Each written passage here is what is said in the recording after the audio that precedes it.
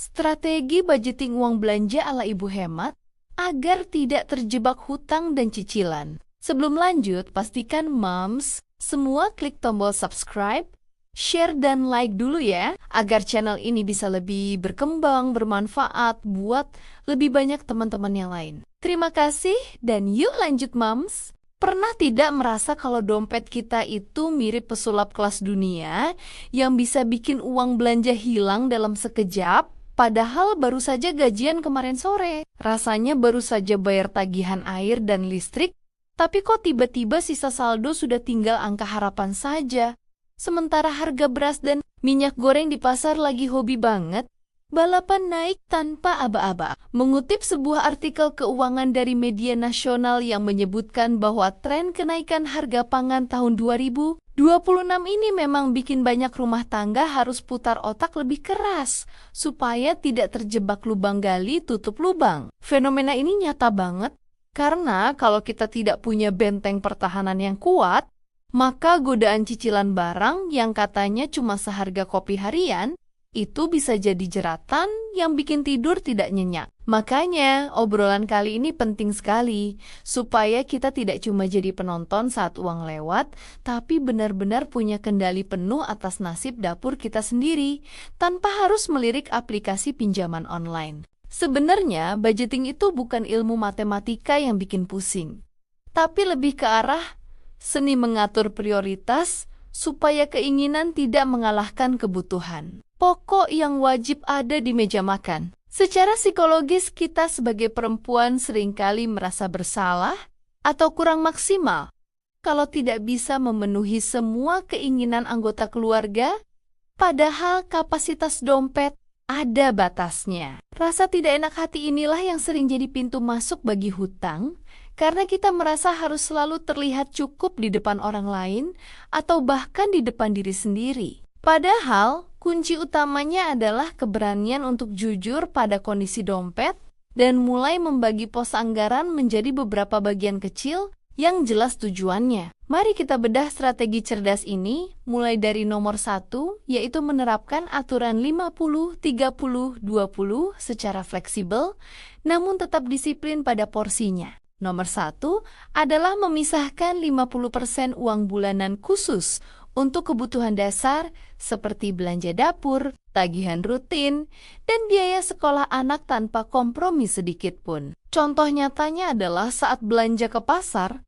maka daftar belanjaan harus jadi kitab suci yang tidak boleh dikhianati. Hanya karena melihat ada promo beli 2 gratis 1 untuk barang yang sebenarnya tidak butuh, kalau biasanya kita tergiur beli wadah plastik warna-warni, padahal di rumah sudah ada tumpukan lemari, maka disinilah kekuatan iman kita diuji secara mental. Kita harus sadar bahwa setiap rupiah yang keluar untuk hal yang tidak penting adalah langkah mundur dari ketenangan finansial jangka panjang. Jangan sampai dapur kita penuh dengan barang estetik, tapi isinya cuma mie instan gara-gara uang belanja habis buat beli perintilan yang cuma lucu saat dipandang saja. Nomor 2 adalah menyisihkan 30% untuk tabungan atau dana darurat, yang seringkali kita lupakan karena merasa hidup akan baik-baik saja tanpa drama. Psikologi ibu-ibu biasanya lebih tenang kalau punya uang simpanan rahasia yang bisa diandalkan saat tiba-tiba mesin cuci rusak atau ada undangan pernikahan beruntun di akhir bulan. Bayangkan rasa lega yang muncul saat ada kebutuhan mendadak, tapi kita tidak perlu kasak-kusuk pinjam ke tetangga atau ambil cicilan baru yang bunganya mencekik leher. Dana darurat ini adalah bantal empuk yang menjaga kita supaya tidak jatuh keras saat roda kehidupan sedang berada di bawah. Ini bukan tentang pelit pada diri sendiri, tapi tentang mencintai masa depan keluarga dengan cara yang paling logis dan bertanggung jawab. Nomor 3 yaitu mengalokasikan 20% sisanya untuk hiburan atau keinginan pribadi supaya kita tidak merasa stres atau merasa hidup terlalu kaku. Kita tetap butuh jajan bakso atau beli daster baru sekali-kali agar kesehatan mental tetap terjaga di tengah gempuran pekerjaan rumah yang tidak pernah ada habisnya. Namun rahasianya adalah jangan pernah menggunakan uang dari pos lain untuk menutup kekurangan di pos hiburan ini. Kalau tidak mau sistem keuangan kita berantakan. Contoh sederhananya adalah kalau kuota hiburan bulan ini sudah habis, ya kita harus legowo untuk menunda keinginan beli sepatu baru sampai bulan depan tiba. Kedisiplinan dalam menunda kesenangan sesaat inilah yang membedakan antara mereka yang hidup tenang dengan mereka yang selalu dikejar bayang-bayang tagihan setiap tanggal muda. Nomor 4 adalah rutin mencatat setiap pengeluaran sekecil apapun itu, karena seringkali bocor halus justru berasal dari pengeluaran receh yang tidak terasa. Harga parkir Rp2.000 atau biaya admin bank yang sering terabaikan, kalau dikumpulkan dalam setahun bisa jadi modal untuk beli emas atau investasi kecil-kecilan. Secara mental melihat catatan pengeluaran akan memberikan efek kejut yang sehat agar kita sadar betapa seringnya kita menghamburkan uang untuk hal yang tidak produktif. Kita jadi punya data yang valid untuk melakukan evaluasi mana pengeluaran yang bisa dipangkas dan mana yang harus dipertahankan demi keseimbangan hidup. Menjadi cermat bukan berarti kita jadi perhitungan yang menyebalkan, tapi kita sedang menjadi penjaga gawang yang tangguh untuk masa depan anak-anak kita.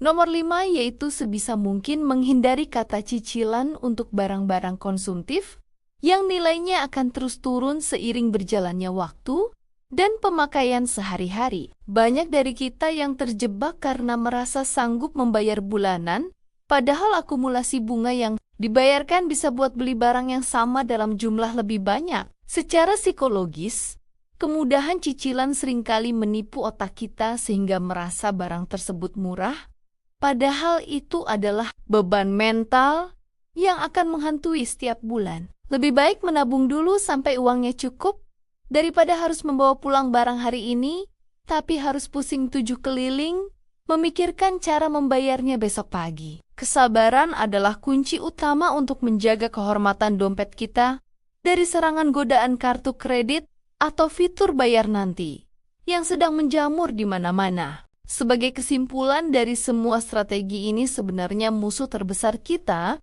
bukanlah harga barang yang naik, tapi keinginan kita yang tidak pernah ada batasnya untuk selalu tampil sempurna. Mengatur keuangan adalah bentuk cinta paling tulus untuk keluarga agar mereka bisa tumbuh di lingkungan yang stabil tanpa tekanan finansial yang berlebihan. Kadang kita memang perlu menertawakan diri sendiri yang seringkali lebih takut ketinggalan tren gaya hidup daripada takut saldo tabungan yang menyusut drastis. Mari kita mulai melihat setiap rupiah sebagai peluru untuk masa depan yang lebih cerah dan tidak membiarkannya terbuang sia-sia hanya untuk gengsi sesaat yang tidak ada ujungnya. Tetaplah bersemangat karena menjadi bijak dalam mengelola uang adalah sebuah proses belajar yang panjang dan kita pasti bisa melakukannya demi kedamaian batin kita sendiri. Percayalah bahwa setiap penghematan kecil yang kita lakukan hari ini akan menjadi kemerdekaan finansial yang sangat manis